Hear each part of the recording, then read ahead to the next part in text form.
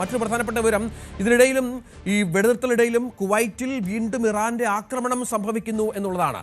National guard സൈറ്റിലെ drone ആക്രമണത്തിൽ നാശമുണ്ടായെന്ന് ഇസ്രായേലിന്റെ കുവൈറ്റിന്റെ വക്താവ് വ്യക്തമാക്കുന്ന പശ്ചാത്തലമുണ്ട്. അവിടുത്തെ നാഷണൽ ഗാർഡ് വക്താവ് ബ്രിഗേഡിയർ ജനറൽ ജദാൻ ഫാദൽ പറയുന്നത് ഒരു ശത്രു ഡ്രോൺ തങ്ങളുടെ കേന്ദ്രത്തിലേക്ക് ലക്ഷ്യമിട്ടെത്തി. കെട്ടിടങ്ങൾക്കും സൈനിക സാമഗ്രികൾക്കും കേടുപാടുകൾ സംഭവിച്ചു. ആക്രമണ സമയത്ത് സൈനികർ സുരക്ഷിതരായിരുന്നു, അതിനാൽ ആർക്കും പരിക്കില്ല. പക്ഷേ വലിയ സ്ഫോടനം സംഭവിച്ചു, ആൾനാശമുണ്ടായിട്ടില്ല. എമർജൻസി ടീമുകൾ സ്ഥലത്തെത്തി സ്ഥിതിഗതികൾ നിയന്ത്രണ വിധേയമാക്കി. രാജ്യത്തിന്റെ സുപ്രധാന താൽപ്പര്യങ്ങൾ സംരക്ഷിക്കും, അതാരായാലും അവരെ അത്തരത്തിൽ ആക്രമിക്കുമെന്നും കുവൈറ്റ് പറയുകയാണ്.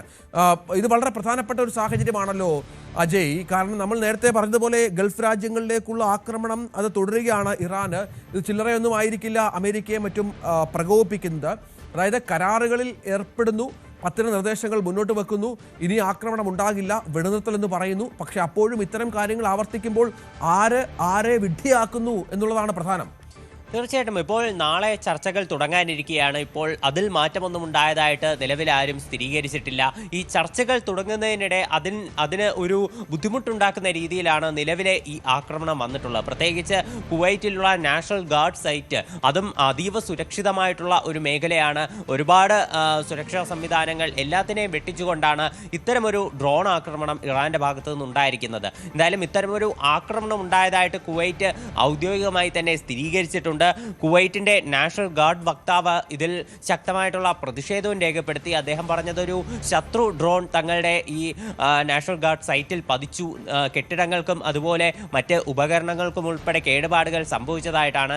എന്നാൽ മറ്റ് സൈനികർക്കാണെങ്കിലും അതുപോലെ മറ്റ് ഉദ്യോഗസ്ഥർക്കും പരിക്കേറ്റിട്ടില്ല, ആർക്കും ആളപായമൊന്നും സംഭവിച്ചിട്ടില്ല. ഇത് തീർച്ചയായിട്ടും ഒരു ആശ്വാസമുണ്ടാക്കുന്ന കാര്യമാണ്. എന്തായാലും ഈ വെടിനിർത്തൽ ഉണ്ടായതിനു ശേഷവും ഇത്തരം ആക്രമണങ്ങൾ ഗൾഫ് നാടുകളിലേക്ക് എന്തുകൊണ്ടുണ്ടാകും എന്നുള്ള ഒരു കാര്യം അത് തീർച്ചയായിട്ടും ഒരു ചോദ്യചിഹ്നം തന്നെയാണ്. ഇറാൻ ഇക്കാര്യത്തിൽ ഔദ്യോഗികമായിട്ടുള്ള പ്രതികരണമൊന്നും നടത്തിയിട്ടില്ല. ഇസ്രായേലിന്റെ നിലപാടിനോട് ശക്തമായിട്ടുള്ള വിയോജിപ്പ് രേഖപ്പെടുത്തിക്കൊണ്ട് ഇറാൻ പലതവണ രംഗത്ത് വന്നിട്ടുണ്ട്. എന്നാലും ഇത്തരത്തിൽ ഗൾഫ് നാടുകളിലേക്ക് വീണ്ടും ആക്രമണം നടത്തുന്നതായിട്ടുള്ള സൂചനകൾ അവർ നൽകിയിരുന്നില്ല. ചിലപ്പോൾ പലതരം, അതായത് നേരത്തെ നമ്മൾ ചർച്ച ചെയ്തതുപോലെ തന്നെ ഇറാനുള്ളിൽ നിരവധി സേനാ വിഭാഗങ്ങളുണ്ട്. IRGC അവരുടെ ഔദ്യോഗിക സേനാ വിഭാഗമാണെങ്കിലും ഇറാന് വേണ്ടി പശ്ചിമേഷ്യയിൽ പോരാട്ടം നടത്തിക്കൊണ്ടിരുന്ന നിരവധി സായുധ ഗ്രൂപ്പുകളുണ്ട്. ഇപ്പോൾ ഹിസ്ബുള്ള പോലെയുള്ള പ്രമുഖ ഗ്രൂപ്പുകൾ അല്ലെങ്കിലും ഇസ്ലാമിക് റെസിസ്റ്റൻസ് ഫോഴ്സ് പോലെയുള്ള ചെറിയ പല ഗ്രൂപ്പുകളുമുണ്ട്. അപ്പോൾ അവരുടെ ഭാഗത്തു നിന്നുള്ള ആക്രമണമാണോ ഇതെന്നും സംശയിക്കേണ്ടിയിരിക്കുന്നു. എന്തായാലും ഈ കാര്യത്തിൽ കൂടുതൽ അന്വേഷണം നടത്തി ഇതിൻ്റെ മറ്റ് വിലയിരുത്തലുകൾ ഉൾപ്പെടെ വരാനുണ്ട്. മാത്രമല്ല ഇറാന്റെ ഭാഗത്തു നിന്നും ഒരു പ്രതികരണം ഇതുവരെ വന്നിട്ടില്ല. അത് വന്നതിന് ശേഷം മാത്രമേ നമുക്ക് ഇതിൽ കൂടുതൽ കാര്യങ്ങൾ നിഗമനത്തിലേക്ക് എത്തിച്ചേരാൻ സാധിക്കൂ. ഏതായാലും കുവൈറ്റിലടക്കം ആക്രമണം നടക്കുന്നു എന്ന കാര്യത്തിൽ സംശയമില്ല. കഴിഞ്ഞ കുറേ ദിവസങ്ങളായി ബഹ്റിനും ഇക്കാര്യത്തിലൊക്കെ ആശങ്ക പ്രകടിപ്പിക്കുന്ന പശ്ചാത്തലമുണ്ട്. ഇപ്പോൾ ഗൾഫ് രാജ്യങ്ങളെ ആക്രമിക്കുന്ന നിലയിൽ നിന്ന് ഇറാൻ ഒട്ടും പിന്നോട്ട് പോകുന്നില്ല. പക്ഷേ ചെറിയൊരു കുറവുണ്ട്. സൗദിയിലൊക്കെ ഇന്നലെ ഡ്രോൺ ആക്രമണം ഉണ്ടായിരുന്നു, ബഹ്റിനിലും സ്ഫോടനങ്ങൾ ഉണ്ടായി, കുവൈറ്റിലും സമാനമായ സംഭവങ്ങൾ ആവർത്തിക്കുന്നു എന്നുള്ളതാണ് ഏറ്റവും ഗൗരവമേറിയ കാര്യം. അവിടെയാണ് സമാധാന ശ്രമങ്ങൾ എത്രത്തോളം പുരോഗമിച്ചു എന്നുള്ളത് ചർച്ചയാകുന്നത്. മറ്റൊന്ന്, ഈ ഹോർമുസ് കടലിടുക്കുമായി ബന്ധപ്പെട്ട് വലിയ ആശങ്ക ഇപ്പോഴും നിലനിൽക്കുന്ന പശ്ചാത്തലമുണ്ട്.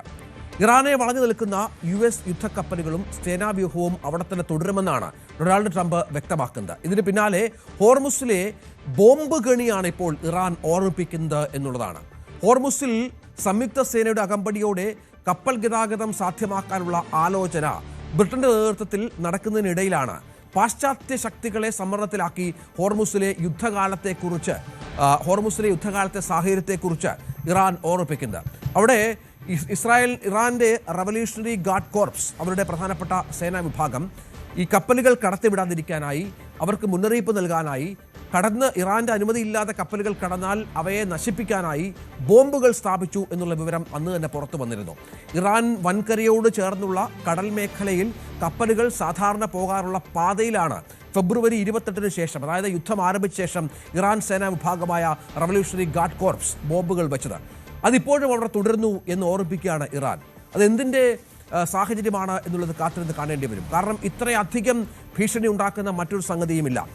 ഇറാൻ അനുമതി നൽകിയാൽ മാത്രമേ ആ മേഖലയിലൂടെ കപ്പലുകൾ കടക്കാൻ സാധിക്കൂ എന്നുള്ള മുന്നറിയിപ്പിന് പിന്നാലെയാണ് ഈ ബോംബുകളെക്കുറിച്ച് ഓർമ്മിപ്പിക്കുന്നത്. അതായത് ഇറാന്റെ പക്കൽ ഇനിയും ഇത്തരം ആയുധങ്ങൾ നിരവധി അവശേഷിക്കുന്നുണ്ട്, ലോകരാജ്യങ്ങളെ പേടിപ്പിക്കാൻ, അമേരിക്കയെ പേടിപ്പിക്കാൻ, ഇസ്രായേലിനെ പേടിപ്പിക്കാൻ എന്നുള്ളതാണ് ഇപ്പോൾ നമ്മൾ മനസ്സിലാക്കേണ്ടത്. അജയ്, ഈ ബോംബുകളെ സംബന്ധിച്ച് നമ്മൾ അന്ന് പറഞ്ഞതാണ്, ആ മുന്നറിയിപ്പുകൾ ഉണ്ടായിരുന്നു. ഇതിപ്പോൾ അവിടെ തുടരുന്നു എന്ന് പറയുമ്പോൾ ഹോർമുസ് വഴിയുള്ള കപ്പൽ ഗതാഗതം ഉടനെ ഒന്നും സുഗമമാകില്ല എന്നുള്ളതിന്റെ സൂചനകൾ കൂടിയാണല്ലോ. ഇപ്പോൾ നിലവിൽ IRGC വ്യക്തമാക്കുന്ന ഒരു കാര്യമെന്ന് പറയുന്നത് അവർ ഹോർമുസ് കടലിടുക്കിനെ പൂർണ്ണമായി അടച്ചിട്ടില്ല, എന്നാൽ മേഖലയിൽ ചില നിയന്ത്രണങ്ങൾ വരുത്തിയിട്ടുണ്ട് എന്നതാണ്. ഇതിപ്പോൾ ഹോർമുസിന്റെ കാര്യം നമ്മൾ നോക്കുകയാണെങ്കിൽ ഇറാന് ആദ്യം തന്നെ ലഭിച്ചിരുന്ന ഒരു ട്രംപ് കാർഡാണ് ഹോർമുസ് എന്ന് നമുക്ക് കാണാൻ കഴിയും. ഇപ്പോൾ ലോകത്തിലുള്ള കപ്പൽ ഗതാഗതത്തിന്റെ വലിയൊരു ഭൂരിപക്ഷവും നടക്കുന്നത് ഇതുവഴിയാണ്. ഗൾഫ് നാടുകളിലേക്കുള്ള ചരക്ക് നീക്കവും അതുപോലെ തന്നെ ഗൾഫ് നാടുകളിൽ നിന്ന് മറ്റ് ലോകരാജ്യങ്ങളിലേക്കുള്ള ഈ എണ്ണയുടെ വിതരണം എല്ലാം പ്രധാനമായിട്ടും നടക്കുന്നത് ഹോർമുസ് കടലിടുക്ക് വഴിയാണ്. അപ്പോൾ ഇതിനെ അടച്ചുകൊണ്ടുള്ള ഇറാന്റെ ഒരു നീക്കം അത് തീർച്ചയായിട്ടും അമേരിക്കയെ മാത്രമല്ല ലോകത്തെ മുഴുവൻ സമ്മർദ്ദത്തിലാക്കിയിരുന്നു. ഇപ്പോൾ അവിടെ ഈ ഫെബ്രുവരി 28 ശേഷം വിന്യസിച്ചിട്ടുള്ള ചില ബോംബുകൾ നമ്മൾ വ്യക്തമായി പറയുകയാണെങ്കിൽ സീ മൈനുകൾ, ഈ കപ്പലുകൾ ഇതുവഴി യാത്ര ചെയ്യുകയാണെങ്കിൽ ഇപ്പോൾ എങ്ങനെയാണോ ഒരു ലാൻഡ് മൈൻ പ്രവർത്തിക്കുന്നത് അതുപോലെ ഈ സീ മൈൻ പ്രവർത്തിച്ചുകൊണ്ട് ഈ കപ്പലുകൾക്ക് കേടുപാടുകൾ സംഭവിക്കാൻ സഹായകരമാകും. അപ്പോൾ ചിലപ്പോൾ ഈ കപ്പലിനെ പൂർണ്ണമായി തകർക്കാൻ കഴിയില്ലായിരിക്കും, എങ്കിലും നല്ല രീതിയിലുള്ള കേടുപാടുകൾ ഈ കപ്പലിന് ഈ സീ മൈനുകൾ കാരണം ഉണ്ടാകാൻ സാധ്യതയുണ്ട്. അപ്പോൾ ഇത്തരം സീ മൈനുകൾ ഇപ്പോഴും മേഖലയിൽ വിന്യസിച്ചിട്ടുണ്ട് എന്നൊരു മുന്നറിയിപ്പാണ് IRGC നൽകുന്നത്. പ്രത്യേകിച്ച് ട്രംപിന്റെ ഭാഗത്തു നിന്നൊരു പരാമർശം ഉണ്ടായിരുന്നു, അതായത് US-ന്റെ യുദ്ധക്കപ്പലുകളെ ആണെങ്കിലും സൈനികരെ ആണെങ്കിലും ഉടൻ മേഖലയിൽ നിന്ന് തിരിച്ച് പിൻവലിക്കുന്നില്ല, ഈ ചർച്ചകളിലൂടെ ഒരു സമവായം ഉണ്ടായെങ്കിൽ മാത്രമേ ഇവരെ ഇവിടെ നിന്ന് പിൻവലിക്കൂ എന്നതാണ് ട്രംപിന്റെ ഒരു നിലപാട്. അതിന് പിന്നാലെയാണ് IRGC വീണ്ടും തങ്ങളുടെ സീ മൈനുകളെ പറ്റി ഓർമ്മിപ്പിച്ചത്. ഈ സീ മൈനുകളിൽ പെടാതെ മേഖലയിലൂടെ യാത്ര ചെയ്യാൻ IRGC നിർദ്ദേശിക്കുന്നത് അവരുടെ കൃത്യമായിട്ടുള്ള നിർദ്ദേശങ്ങൾ പാലിച്ചുകൊണ്ട് അവർ നിർദ്ദേശിക്കുന്ന പാതയിലൂടെ മാത്രമേ കപ്പലുകൾ ഗതാഗതം നടത്താവൂ എന്നതാണ്. അവർ പ്രധാനമായിട്ട് പറയുന്നത് ഇറാന്റെ തെക്കൻ ഭാഗത്ത് ഇറാനോട് ചേർന്ന് തന്നെ സ്ഥിതി ചെയ്യുന്ന ലറാഖ് ദ്വീപിന്റെ വടക്ക് ഭാഗത്തു കൂടി കടന്ന് പിന്നീട് ഗൾഫ് മേഖലയിലേക്ക് കടക്കണമെന്നതാണ് കപ്പലുകൾക്ക് അവർ നൽകിയിട്ടുള്ള ഒരു പ്രധാനപ്പെട്ട നിർദ്ദേശമെന്ന് പറയുന്നത്. ഇതല്ലെങ്കിൽ സീ മൈനുകളിൽ പെടാൻ സാധ്യതയുണ്ട്, കപ്പലുകൾക്ക് നാശം സംഭവിക്കാൻ സാധ്യതയുണ്ട്. അതുകൊണ്ട് ഇങ്ങനെ യാത്ര ചെയ്യണമെന്നതാണ് ഇവർ നൽകുന്ന ഒരു പ്രധാനപ്പെട്ട നിർദ്ദേശം. അപ്പോൾ ഇത് കാരണം തന്നെ മേഖലയിലൂടെയുള്ള കപ്പൽ ഗതാഗതം അത് പഴയതുപോലെ സുഗമമായി നടക്കുന്നില്ല എന്ന് ചില പ്രോട്ടോക്കോളുകളും ഇതുമായി ബന്ധപ്പെട്ട ഇറാൻ മുന്നോട്ട് വച്ചിട്ടുണ്ട് എന്നുള്ളത് ഏറ്റവും നിർണായകമായ കാര്യമാണ്. വലിയ വെല്ലുവിളികൾ ഈ മേഖലയിലൂടെയുള്ള കപ്പൽ ഗതാഗതം നേരിടുന്നുണ്ട്. കാരണം കൂടുതൽ വാർത്തകൾക്ക് News 18 Keralam YouTube channel subscribe ചെയ്യുക.